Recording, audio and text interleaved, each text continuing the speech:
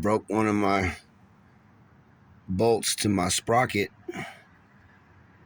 a while back, and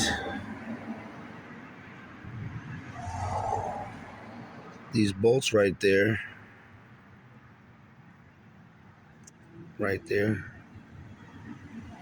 all the other four were coming out about a whole inch, or at least all the way up until the swing arm. So that's how this one broke. And I just went to Oakland.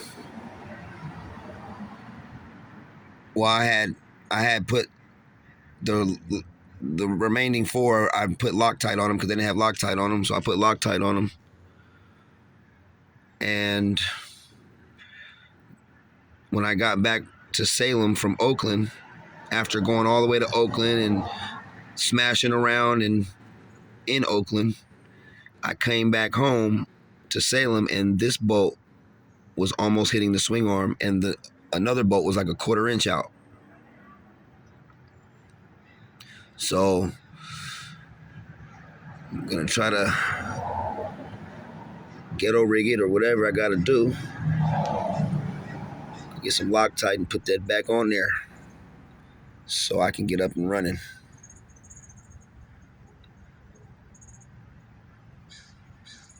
That part.